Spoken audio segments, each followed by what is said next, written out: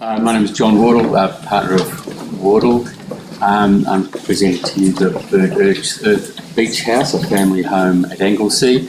And in doing so, I'd like to pay my respects to the traditional custodians of the land, traditional owners, the Eastern Mar and the Wadawurrung people, and recognise the lessons that we have to learn from all that they already know of the land which we build. This was a COVID project designed at night time during all of those lockdown periods right through COVID.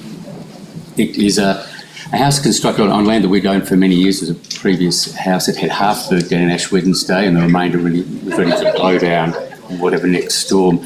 It was on the edge of this massive landslip that occurred in the 1920s and that actually brought almost the coastal edge right up through to the top of this site. It was the reason why we had to engage with 56 concrete board piers and a phenomenal amount of steel to hold this very substandard site together. So it's a typical equation in Victoria of southern and eastern views and trying to draw an ingress light from all other points of the compass. So many forms of sketches then made the journey of something which really is quite an exacting pattern of a diagram between gaining of views and the assembly of lights. So the parts of the house that gain up closer to the coast are 2 stories, where more rooms can gain that accessibility to the views, and then there's a diagonal fall through the plan to the single story furthest corner. But again, this equation of views toward the coast and light in through the various times of the day. And at the first floor level, surrounded by a series of voids, more bedrooms, a study and living space. Also then have this equation of a very exacting composition between view and daylight. So the house is then built up around an existing massive eucalypt. The primary living spaces at the ground floor and further living and bedrooms at the top. And again, this pushing of the program to where more parts of it can assemble toward the view. And then water collected and pours down off this spout through a terracotta spout into a rock and a pool of water at its westernmost point.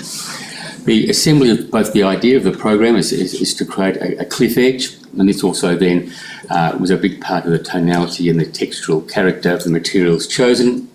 And Venter Brick worked right through, took about 12 months working through with Krauss bricks in central Victoria, where we applied glaze to raw clay and filed at a single time, so minimising the carbon loading of this product.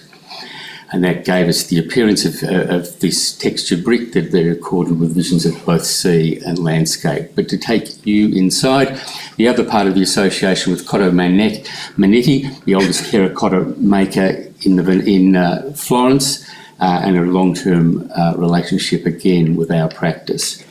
So they provided all of the interior terracotta. So this fascination with terracotta, burnt earth, or in this case baked earth, or in this case burnt earth, is really the formal diagram of the materiality of the building.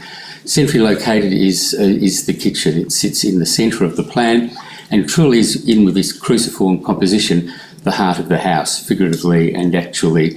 And as a house for 3 generations to assemble in that mode of living we have by the beach, this massive central island bench seemed to be acutely addressed as an area of prime importance for assembly. So everything folded out from that to these 3 forms of storage, assembly of food and cooking.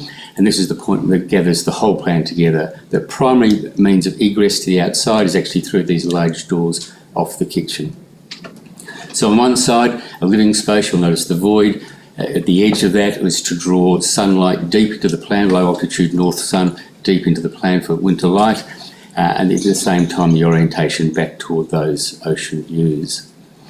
And then the other side is the plan that envelops around this broad open courtyard is the lowest point of the roof structure as we look up to this vast void that surrounds both kitchen and study above. It's full of lots of furniture that I've designed, many of the pieces that were unsold at the exhibition at Heidi Gallery a year or so have found a home here. But in this case, then a series of places are sort of sentinels to again find other places of settlement within the plan that get northern suns. This bay window faces due north out into the social spaces within the open courtyard.